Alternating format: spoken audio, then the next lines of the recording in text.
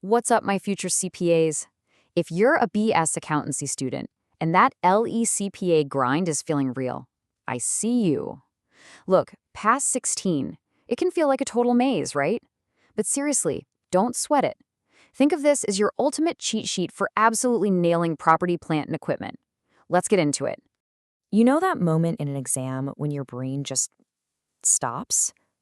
Is this major spare part PPE or inventory? What about land held for undetermined future use? It's those tricky gray areas that examiners absolutely love.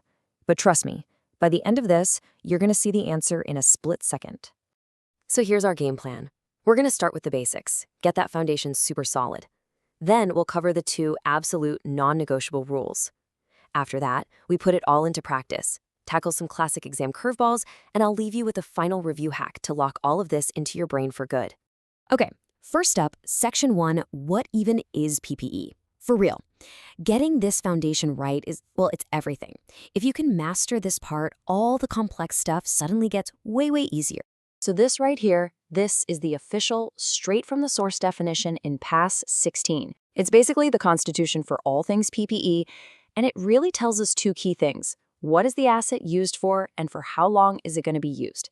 This is the definition you need to have practically tattooed on your brain for the boards. Let's break that formal language then into three simple ideas. Number one, it has to be tangible. You can literally touch it. A machine, a delivery van, a building. Got it? Number two, it's used in the business. It's not something you're planning to sell, it's part of your operations. And number three, it's long-term. Its usefulness has to go beyond just one accounting year. Tangible, used, long-term. That's the core of it. Okay, on to Section 2, the two golden rules. Now, just because something fits our three characteristics doesn't mean it automatically gets recognized as PPE. Nope. First, it has to pass this super critical two-part test. It's non-negotiable. And this isn't just, a suggestion. The standard is crystal clear.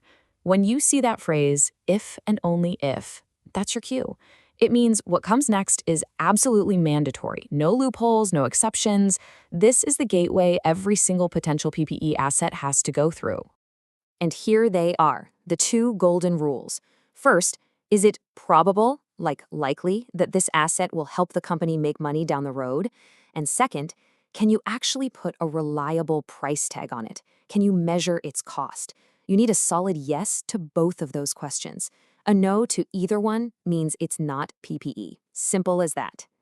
And this right here is the study hack that's going to save you so much brain space, I promise. To remember those two big rules, just ask yourself two easy questions. First, will it pay?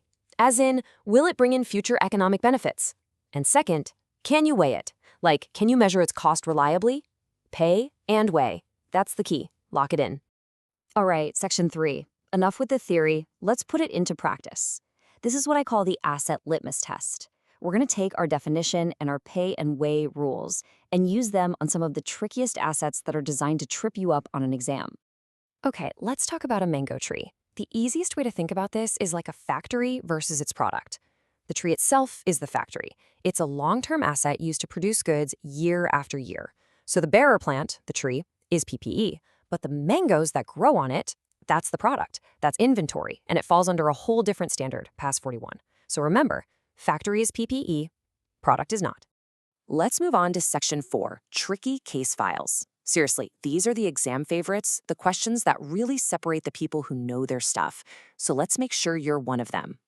All right, spare parts. This one is all about the timeline. A big, expensive standby engine for a machine. It's expected to be used for more than one period. It's significant. That makes it PPE. But what about the little things, like screws, nuts, and bolts? Those are considered minor parts. They get used up pretty fast, so you just treat them like supplies and classify them as inventory. It all comes back to that more than one period rule.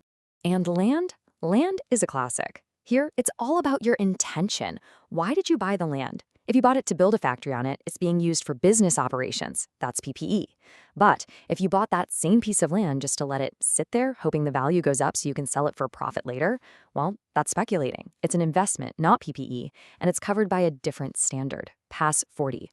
The asset's the same, but the use changes everything. Okay, let's bring it all home. Section 5, your final review hack. We've gone through the rules, we've gone through the tricky cases. Now let's jam it all into one powerful slide that you can literally screenshot for that last-minute cram session. And here it is, your entire decision-making process on one slide. First, does it pass the 3 core tests? Then, hit it with the golden rules. Will it pay? Can you weigh? Then, just remember the distinctions. Bearer plant is PPE, its produce is not. Major spare parts are PPE, minor ones are inventory. Land for your business is PPE, land for speculation is an investment property. And hey, don't forget that safety equipment that you need for your other assets to work. That counts as PPE too. This is your whole thought process right here. So there you have it. You're now armed with the framework to crack any PPE recognition problem the LECPA can throw at you. You have the definition, you have the golden rules, and you know how to handle those tricky cases. You've totally got this. So go on. Which tricky asset are you going to analyze next?